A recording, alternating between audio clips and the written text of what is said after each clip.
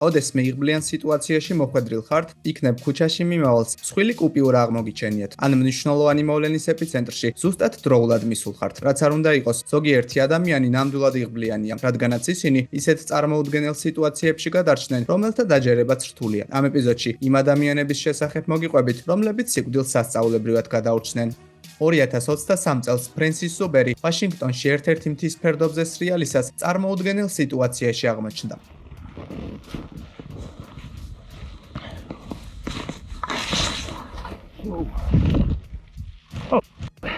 შემთხვევითობის წყალობით მან იენ სტიგერი გადაარჩინა, რომელმაც სნოუბორდით სრიალისას წონასწორობა დაკარგა და თოვლის საფარქვეშ ჩავარდა. დათოვლილ რაიონებში ხეების ქვეშ მისი ტოტების გამო ნაკლები თოვლი დევს, რის გამოც ასეთ ადგილებში ერთგვარი ჭა წარმოიქმნება. ხშირად ასეთი ჭა დამსვენებლებისთვის სასიკვდილო ხაფანგად გადაიქცევა ხოლმე. თოვლში ჩავარდნილ ადამიანს მოძრაობა აღარ შეუძლია და გარდა ამისა, მისი ჟანგბადის მარაგი სწრაფად ილევა. ასეთ დროს ჟანგბადი ადამიანს დაახლოებით 15 წუთს ყოფნის.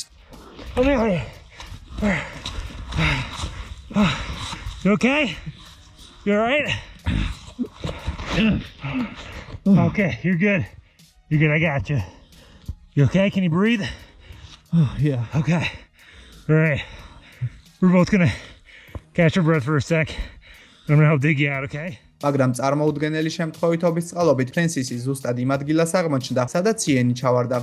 ევერესტზე ასვლა ნამდვილად ურთულესი საქმეა, მაგრამ 8848 მეტრის სიმაღლის მთა ათასობით ალპინისტმა დალაშქრა. ჟანგბადის ცილინდრებითაც კი ალპინისტები დაღლილობას, გულისრევას და სხვა ნეგატიურ სიმპტომებს მუდმივად განიცდიან. 1996 წელს 49 წლის ბეკ უეზერსმა, რომელიც ტეხასში ცხოვრობდა, შუახნის კრიზისით გამოწვეული დეპრესიის გამო ევერესტის დალაშქრა გადაწყვიტა. 10 მაისს ჯგუფთან ერთად ის მთის მწვერვალზე უნდა ასულიყო, მაგრამ 8534 მეტრის სიმაღლეზე მას თავბრუსხვევა დაეწყო. საქმე იმაშია, რომ მთაზე ასვლამდე მცირე დროით ადრე უეზერს თვალების ოპერაცია ჰქონდა გაკეთებული. ამიტომაც სიმაღლის შედეგად გამოწვეული თავბრუსხვევის გამო ის თითქმის ვეღარაფერს ხედავდა. ჯგუფის წევრებმა გზის გაგრძელების გადაწყვეტილება მიიღეს და უეზერს დაჰპირდნენ, რომ ისინი მის წასაყვანად მალევე დაბრუნდებოდნენ. მიუხედავად იმისა, რომ ზოგიერთმა ალპინისტმა მას უსაფრთხო ადგილამდე გაცილება შესთავაზა, უეზერსმა დარჩენა ამჯობინა. საინტერესოა, რომ მთის ეს რაიონი სიკვდილის ზონის სახელითაა ცნობილი, რადგანაც ამ ადგილას უამრავი ალპინისტი დაიღუპა. მალევე ძლიერი ქარბუქი დაიწყო, ხოლო ტემპერატურა -68 გრადუსამდე დაეცა. უეზერსმა მთიდან დაშვება გადაწყვიტა, მაგრამ ქარბუქის გამო ეს შეუძლებელი აღმოჩნდა. როდესაც ჯგუფის დანარჩენი წევრები დაბრუნდნენ, მათ აღმოაჩინეს, რომ უეზერსი დაბალი ტემპერატურისა და ჟანგბადის სიმცირის გამო თითქმის მკვდარი იყო. მომდევნო დღეს ალპინისტის სანახავად ექიმები მივიდნენ და დაასკვნეს, რომ უეზერსი სიკვდილის ზონის კიდევ ერთი მსხვერპლი გამხდარიყო. მაგრამ მალევე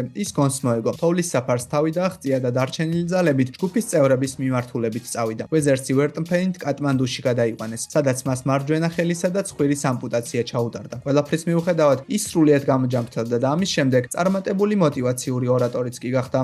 ეს შემთხვევა, რომელშიც ორი ბრიტანელი მამაკაცი აღმოჩნდა, გამოგონილს გავს. ამიტომაც გასაკვირი არაა, რომ მასზე პოპულარული წიგნი დაიწერა. გადაღებულია დოკუმენტური ფილმი და არსებობს სპექტაკლი სახელწოდებით სიცარიელესთან შეხება. 1985 წელს 25 წლის ჯო სიმფსონი და 21 წლის საიმონ ეიტსი იყვნენ პირველები, რომლებიც პერუს ანდებში მდებარე მთის სეულა გრანდეს ჩრდილოეთ კედელზე ავიდნენ, რომლის სიმაღლეც 6400 მეტრია, მაგრამ მათი ტრიუმფი მალევე გადარჩენისთვის ბრძოლაში გადაიზარდა. როდესაც ალპინისტები მთიდან ეშვებოდნენ, სიმფსონს ყინულზე ფეხი დაუწდა და ქვევით ჩავარდა. დაღამებისას ძლიერი ქარბუქი ამოვარდა და მეგობრები სრულ სიბნელეში 46 მეტრით დაშორებულნი ერთმანეთზე თოკით გადაბმულები აღმოჩნდნენ. ძლიერი ქარბუქისა და ყინვის მიუხედავად, ეიტსმა თოკით სიმფსონის ფერდობზე დაშვება გადაწყვიტა. როდესაც მან მეგობარი 914 მეტრზე დაუშვა, მთის ნაწილი, რომელსაც ის ეყრდნობოდა, მოულოდნელად ჩამოინგრა. საიმონს ურთულესი გადაწყვეტილება უნდა მიეღო. მიუხედავად იმისა, რომ ის სიმფსონს ვერ ხედავდა, მან იცოდა, რომ თუ თოქს არ გადაჭრიდა, დიდი სიმაღლიდან ქვევით ჩავარდებოდა და მეგობართან ერთად აუცილებლად დაიღუპებოდა. ამიტომაც მან თოკის გადაჭრის გადაწყვეტილება მიიღო. ამ დროს სიმფსონი 30 მეტრის სიმაღლიდან ყინულის გამოქვაბულში ჩავარდა. წარმოუდგენელი ნებისყოფის წყალობით ფეხმოტეხილმა სიმფსონმა 10 კილომეტრის გადალახვა შეძლო და 3 დღის შემდეგ ალპინისტთა ბანაკს სწორედ იმ დროს მიაღწია, როდესაც ეიტსი წასვლას აპირებდა. წარმოუდგენელია, მაგრამ ის მეგობარზე არ ბრაზობდა. გარდა ამისა, რამდენიმე წლის შემდეგ სიმფსონმა განაცხადა, რომ თუ ეიტსის ადგილას აღმოჩნდებოდა, ისიც მსგავს გადაწყვეტილებას მიიღებდა. ახლა კი მთავარი კითხვა: გადაჭრიდით თოქს საკუთარი თავის გადასარჩენად, თუ მეგობართან ერთად გარანტირებულ სიკვდილს ამჯობინებდით? დაწერეთ თქვენი ვერსიები კომენტარებში. ზოგიერთი ადამიანისთვის საჭესთან დაჯდომა კატეგორიულად არ შეიძლება.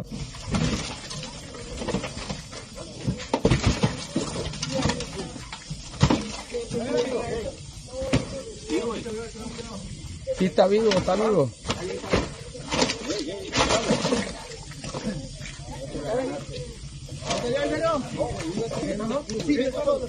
ეს წარმოუდგენელი შემთხვევა მექსიკაში 2023 წელს დააფიქსირეს. როგორც ჩანს, მაგისტრალზე მოძრაობის დროს ფრონტერა ვილიაერმოსას ავტომობილს სატვირთო შეეჯახა, რის შედეგადაც ის მეორე სატვირთოს ქვეშ აღმოჩნდა. თვითმხილველები ფიქრობდნენ, რომ ასეთი ძლიერი ავარიის შემდეგ ადამიანის გადარჩენა შეუძლებელი იყო, მაგრამ როგორც აღმოჩნდა, ძღოლს დაზიანებები თითქმის არ ჰქონდა.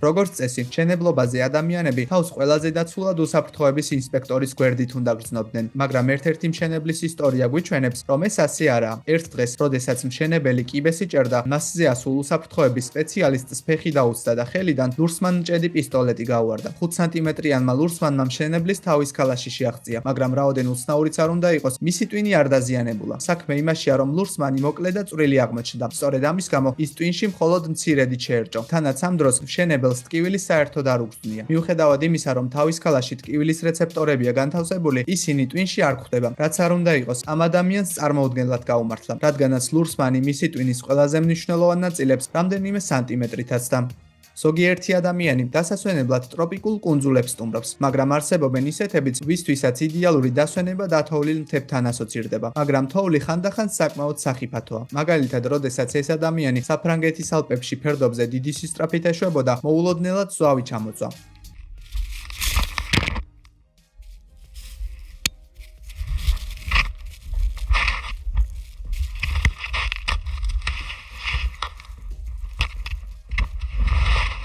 დღესთან შეჯახების მიუხედავად ყველაფერი კარგად დასრულდა, მაგრამ ხშირ შემთხვევაში ასეთ ზვავს ადამიანის დაფარვა შეუძლია, რაც მალევე მის სიკვდილს იწვევს. ასეთი საშიშროებამ მეგობრების ჯგუფმაც გამოსცადა. ისინი თოვლმავლებით იუტას შტატის ერთ-ერთ მთაზე სრიალებდნენ. ზვავის ჩამოწოლისას მეგობრები ფიქრობდნენ, რომ ისინი ეპიცენტრიდან საკმაოდ შორს იმყოფებოდნენ. სწორედ ამ დროს ერთ-ერთმა მათგანმა ვიდეოს გადაღება დაიწყო.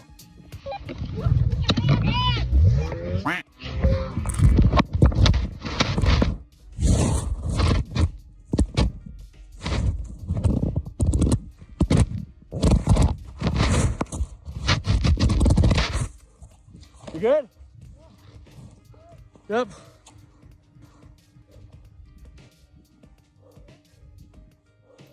Yep, you good? I'm out. ამ კადრებზე ჩანს, რომ მეგობრები თოვლის საფარქვეშ აღმოჩნდნენ, მაგრამ საბედნიეროდ მას თავი მალევე დააღწიეს. ტიტანიკის ტრაგიკული ისტორიის შესახებ ალბათ ყველას სმენია, მაგრამ მისი ერთ-ერთი მგზავრის დიკ უილიამსის ამბავი მხოლოდ ერთეულებმა იციან. 1912 წლის 4 აპრილს, როდესაც ამერიკელი ჩოგბურთის მოთამაშე საკუთარ მამასთან ჩარლზთან ერთად ტიტანიკის ბორტზე ავიდა, მას წარმოდგენაც კი არ ჰქონდა, თუ რამდენად საშიში აღმოჩნდებოდა მისი მოგზაურობა. ტიტანიკის აისბერგთან შეჯახების შემდეგ დიკი და ჩარლზი ბორტზე დარჩენილ მგზავრებს გემის დატოვებაში ეხმარებოდნენ. გემის ჩაძირვამდე რამდენიმე წუთით ადრე მამაშვილი წყალში გადახტა. სამწუხაროდ გადახტომის მომენტში დიდი ზომის მილი დაეცა, რის გამოც ის მალევე გარდაიცვალა, მაგრამ დიკმა ერთ-ერთ ნავზე ასვლა მოახერხა. აღმოჩნდა, რომ ნავის ძირი დაზიანებული იყო და მასში წყალი აღწევდა. ამიტომაც მგზავრები მუხლამდე წყალში აღმოჩნდნენ. რამდენიმე საათის შემდეგ ისინი მაშველებმა გადაარჩინეს, მაგრამ ძლიერი სიცივის გამო ბიჭს ფეხები მოყინული ჰქონდა. ექიმებმა მათი ამპუტაციის გადაწყვეტილება მიიღეს, მაგრამ დიკი ოპერაციას არ დასთანხმდა. ყოველ 2 საათში ის საწოლიდან დგებოდა და სიარულს იწყებდა, რათა მის ორგანიზმში სისხლის მიმოქცევა შენარჩუნებულიყო. ეს პროცესი მას წარმოუდგენელ ტკივილს აყენებდა, მაგრამ რაოდენ უცნაურიც არ უნდა იყოს, დიკი სრულიად გამოჯანმრთელდა. ყველაფერთან ერთად დიკ უილიამსმა 1921 წლის ოლიმპიადაზე ოქროს მედალი მოიპოვა და გარდა ამისა, ის პირველ მსოფლიო ომშიც იბრძოდა. 1945 წლის ივლისში, როდესაც მეორე მსოფლიო ომი სრულდებოდა, 20 წლის ბეტი ოლივერი Empire State Building-ის შენობაში მე-80 სართულზე მუშაობდა. ამ დროს ახალგაზრდა და გამოცდილი, მაგრამ საკუთარ თავში ზედმეტად დარწმუნებული კაპიტანი უილიამ სმიტი ბომბდამშენი B-23-ით ნიუ-იორკში ერთ-ერთი მისიიდან ბრუნდებოდა. ძლიერი ნისლი იდგა, მაგრამ სმიტმა დაშვების ნაცვლად ფრენის გაგრძელება გადაწყვიტა. მოულოდნელად აფეთქების ხმა გაისმა. აფეთქების შედეგად ბეტი კედელს შეეჯახა, რის გამოც მისი მენჯის, ხერხემლისა და კისრის ძვლები მომენტალურად დაიმტვრა. როგორც აღმოჩნდა, ნისლის გამო კაპიტანმა სიმაღლის განსაზღვრა ვერ შეძლო და მისი თვითმფრინავი ცნობილ ცათამბჯენს შეეჯახა. ეს შეცდომა მფრინავს სიცოცხლის ფასად დაუჯდა. პირველადი დახმარების გაწევის შემდეგ ექიმებმა ბეტის კლინიკაში გადაყვანა გადაწყვიტეს. ამიტომაც ის საკაცით ლიფტში მოათავსეს, მაგრამ შეჯახების შედეგად დაზიანებული ტროსები მომენტალურად გაწყდა და ბეტი 75 სართულიდან ლიფტის შახტში ჩავარდა, რომლის სიმაღლეც 305 მეტრი იყო. როდესაც ტროსები გაწყდა, ისინი შახტის ფსკერზე ლიფტის ჩავარდნამდე აღმოჩნდა, რის გამოც მისი დაცემის სიძლიერე შემცირდა. წარმოუდგენელია, მაგრამ მოტეხილობის მიუხედავად 8 თვის შემდეგ პეტი სრულიად გამოჯამრთელდა. ალბათ თავისუფლად შეგვიძლია იმის თქმა, რომ ყველა ჯარისკაცი, ვინც მეორე მსოფლიო ომს გადაურჩა, ნამდვილად იღბლიანია, მაგრამ მათ შორის ალან მაგის წარმოუდგენლად გაუმართლა. ჯარისკაცი ბომბდამშენ B-17-ის ტყვიან ფქვევს მართავდა. 1943 წელს, როდესაც თვითმფრინავი ოკუპირებული საფრანგეთის თავზე მიფრინავდა, მას ცეცხლი გაუხსნეს. დროის დაკარგვის გარეშე ალანი პარაშუტის ასაღებად გაიქცა, მაგრამ როგორც აღმოჩნდა, ის დაზიანებული იყო. უწყვეტი ცეცხლის შედეგად თვითმფრინავის მარჯვენა ფრთა მწყობრიდან გამოვიდა და მალევე მან დიდი სისწრაფით ვარდნა დაიწყო. ჟანგბადის ნაკლებობის გამო ჯარისკაცმა გონება დაკარგა. ჰაერის ძლიერი ნაკადის შედეგად კი გარეთ აღმოჩნდა და საბოლოოდ 6 კილომეტრის სიმაღლიდან გადმოვარდა. ჩანდა, რომ სიკვდილი გარდაუვალი იყო, მაგრამ მიწაზე დაცემამდე ჯარისკაცმა ერთ-ერთი შენობის შუშის სახურავი ჩამდრია. 28 ჭრილობისა და რამდენიმე მოტეხილობის მიუხედავად, ალანი სასწაულებრივად გადარჩა. შუშამ მისი ვარდნის სიჩქარეში ამცირა. მიუხედავად იმისა, რომ ალანს სათანადო სამედიცინო დახმარება გაუწიეს, ის ომის დასრულებამდე გერმანელებმა ტყვედ აიყვანეს. ალანი 84 წლის ასაკში გარდაიცვალა. ახალი ადგილების აღმოჩენის მიზნით ბრიტანელებმა უამრავი ექსპედიცია ჩაატარეს, რომელთაგანაც რამდენიმე საკმაოდ წარმატებული აღმოჩნდა. 1819 წელს ინგლისელმა ჯონ ფრანკლინმა ეკიპაჟის 18 წევრთან ერთად კანადის ჩრდილო-დასავლეთ ნაწილის შესწავლა გადაწყვიტა. ისინი მდინარე კოპერმეინის გავლით ზღვაში მოხვედრას, შემდეგ კი კანადის არქტიკული სანაპიროს გამოკვლევას აპირებდნენ. თავდაპირველად ექსპედიცია წარმატებულად დაიწყო. 1821 წლისთვის რუკაზე 805 კილომეტრის აღნიშვნის შემდეგ მათ ერთ-ერთ პორტში გამგზავრება გადაწყვიტეს, რათა კანადის ცივი ზამთარი სითბოში გაეტარებინათ, მაგრამ ამინდის გაუარესების გამო ზღვაში გემით ცურვა შეუძლებელი აღმოჩნდა. პორტამდე მისვლის ერთადერთ გზად ეგრეთ წოდებული უნაყოფო მიწების ფეხით გადალახვარჩებოდა, მაგრამ უამინდობის გამო მოგზაურობა საკმაოდ დიდხანს გაგრძელდა და ამიტომაც მათ საკვები მალევე გამოელიათ. ძლიერი შიმშილის დასაძლევად მოგზაურები ტყავის ფეხსაცმელს ხარშავდნენ და ამის შემდეგ მას მიირთმევდნენ, მაგრამ მალევე ექსპედიციის წევრები ერთმანეთის მიყოლებით უკვალოდ იკარგებოდნენ. რამდენიმე ადამიანის უცნაური გაუჩინარებისა და არსაიდან გაჩენილი მგლის ხორცის შემდეგ ყველაფერი ნათელი გახდა. როგორც აღმოჩნდა, ერთ-ერთი მოგზაური პირველყოფილი ინსტინქტის დასაძლევად საკუთარი ჯგუფის წევრებს ჭამდა. სიმართლის დადგენის შემდეგ ჯგუფის დანარჩენმა წევრებმა ის თოვლიან მინდორზე დატოვეს. საბოლოოდ 22 ადამიანიდან პორტამდე მხოლოდ 11 მივიდა, მაგრამ ეს დასასრული არ იყო. მოგზაურები ფიქრობდნენ, რომ ბანაკში მათ საკვების მარაგი დახვდებოდათ, მაგრამ ისინი ცდებოდნენ. როდესაც ექსპედიციის წევრებს უკანასკნელი იმედი ამოეწურათ, მათ დასახმარებლად ადგილობრივი ტომის წევრები მივიდნენ. საბოლოოდ ექსპედიციის გადარჩენილი წევრები სახლში 1822 წელს დაბრუნდნენ.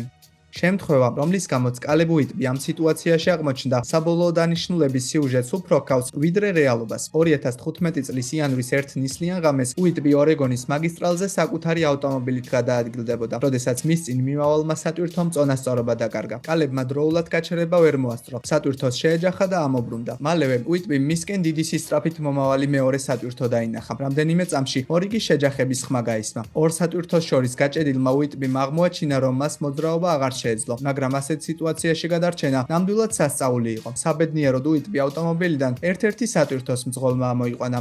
2024 წლის 28 მარტს ორეგონის მაცხოვრებელმა შეინ რეიმკიმ საპროდუქტო მაღაზიაში წასვლა გადაწყვიტა, მაგრამ შეინმა არ იცოდა, რომ ეს გადაწყვეტილება მას თითქმის სიცოცხლის ფასად დაუჯდებოდა. სამეთვალყურეო კამერამ დააფიქსირა მომენტი, თუ როგორ მიფრინავს 1.2 მეტრის ზომის ხერხის დისკი მაღაზიისკენ და ზუსტად იმ ადგილს ეჯახება, სადაც რამდენიმე წამის წინ შეინი იდგა. დარტყმა იმდენად ძლიერი აღმოჩნდა, რომ შენობის რყევაც კი გამოიწვია. წარმოიდგინეთ, რა მოხდებოდა იმ შემთხვევაში, თუ შეინი მაღაზიაში შესვლამდე 1 წამით შეყონდებოდა.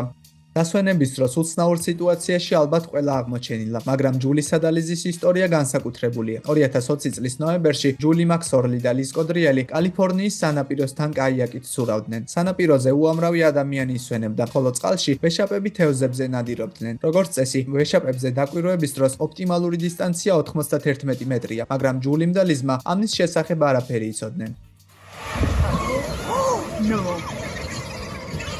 მალევე მეგობრები გიგანტური ზომის კუზიანი ვეშაპის შიგნით აღმოჩნდნენ. ამ სახეობის ზრდასრული ვეშაპი სიგრძეში 17 მეტრს აღწევს, ხოლო მისი წონა 44 ტონამდეა, რაც საშუალო ზომის ავტომობილის წონას 20 ჯერ აღემატება. ასეთი გიგანტური ზომის ცხოველის კუჭში ორი ადამიანი თავისუფლად მოთავსდება, მაგრამ ვეშაპებს დიდი ზომის მიუხედავად საკმაოდ წვრილი საყლაპავი აქვთ. მათი საყლაპავის ზომა ადამიანის მუშტის ზომისაა და მას 38 სანტიმეტრამდე გაფართოება შეუძლია იმ შემთხვევაში, თუ ნადავლი დიდია. თანაც კუზიან ვეშაპებს კბილების ნაცვლად ულვაშები აქვთ. კვებისას ისინი დიდი რაოდენობით წყალსა და თევზს ისრუტავენ. ვეშაპები ინსტინქტურად უკან აბრუნებენ იმ ნადავლს, რომლის გადაყლაპვაც არ შეუძლიათ. საბედნიეროდ ვეშაპმა მეგობრები კვლავ წყალში დააბრუნა და რაოდენ უცნაურიც არ უნდა იყოს, ისინი არ დაშავებულან. მაგრამ იმ შემთხვევაში თუ კუზიანი ვეშაპის ნაცვლად ჯულისა და ლისს კაშალოტი შეხვდებოდათ, ეს ისტორია შესაძლოა ბევრად ცუდად დასრულებულიყო. საქმე იმაშია, რომ კაშალოტებს კბილები აქვთ, თანაც ეს სახეობა ერთადერთია, რომელსაც ადამიანის გადაყლაპვა თავისუფლად შეუძლია. მაგრამ როგორც წესი, კაშალოტებს ღრმა წყალი უყვართ და ამიტომაც ადამიანის მათთან შეხვედრის ალბათობა საკმაოდ მცირეა.